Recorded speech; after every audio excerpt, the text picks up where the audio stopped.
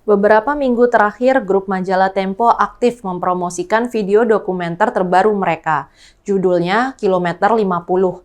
Dalam video promonya di Instagram, terkesan ada hal baru yang akan disajikan Tempo.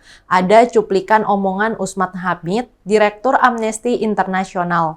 Ada cuplikan Rizik Syihab. Ada testimoni ayah korban. Ada gambar orang terlungkup dengan teks "Anak saya dibunuh".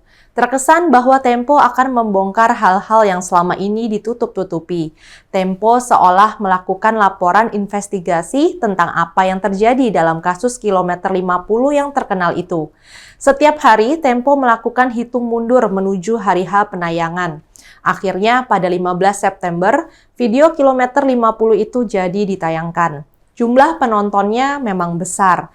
Dalam 6 hari sejak penayangan, penontonnya sudah 756.000, tapi isinya jauh dari harapan. Sebagai sebuah video dokumenter, laporan ini sama sekali tidak menyajikan sesuatu yang baru. Cuma mengulang-ulang spekulasi yang selama ini dilontarkan para pendukung FPI. Bahkan terkesan sebenarnya video ini belum jadi, tapi dipaksakan untuk ditayangkan.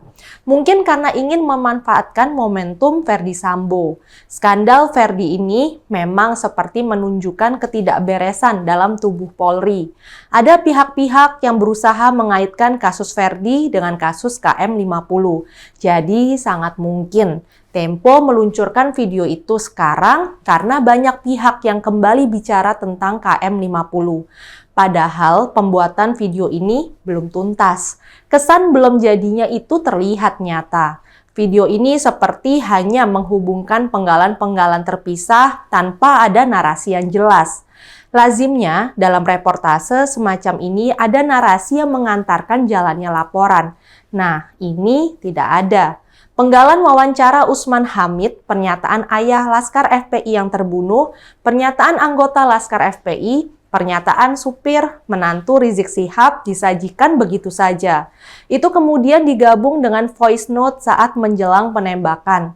Digabung pula dengan pernyataan Komnas HAM saat konferensi pers. Adegan Kapolda memberi penjelasan, plus ada adegan para keluarga Laskar FPI berziarah ke makam. Tapi apa maknanya? Apa hubungannya satu bagian dengan bagian lain? Ya, tidak jelas.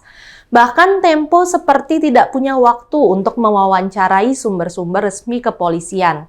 Padahal biasanya dalam laporan yang profesional, kalau tidak ada narasumber yang bersedia menjawab, media bisa memberikan disclaimer. Jadi kesannya Tempo baru bisa mengumpulkan sebagian laporan, tapi terpaksa ditayangkan sebelum selesai. Tempo seolah-olah tidak berani mengambil kesimpulan apa-apa. Tempo hanya menyajikan penggalan-penggalan itu dan membiarkan penonton mengambil kesimpulannya sendiri. Dan apa yang disajikan Tempo itu sama sekali bukan hal yang baru. Tidak ada hasil investigasi dalam laporan itu, akibatnya publik tidak mendapatkan apa-apa. Kasus penembakan anggota FPI itu sendiri secara hukum sudah selesai. Vonis hakim sudah diputuskan, bahkan sampai di tingkat Mahkamah Agung. Sekedar untuk menyegarkan ingatan, kasus KM50 terjadi pada Desember 2020. Ketika itu terdapat 6 anggota FPI yang tewas ditembak polisi. 2 ditembak di saat kejar-kejaran, 4 ditembak di KM50. Cerita versi ini yang ditolak kubu FPI. Mereka menuduh polisi menembak mati 4 anggota FPI yang tak dapat melawan. Dalam dokumenter Tempo itu disajikan wawancara seorang saksi yang mengaku melihat anggota FPI masih hidup di tempat peristirahatan KM50. Salah satu saksi koran Tempo mengaku, ia sempat berusaha mendekati mobil Chevrolet saat mobil yang dikendarai anggota FPI itu tiba-tiba berhenti. Namun, saksi itu dihalau polisi dengan alasan sedang menangani teroris. Saksi mengaku melihat beberapa pria keluar dari mobil Chevrolet dan polisi meminta pria-pria itu untuk tiarap.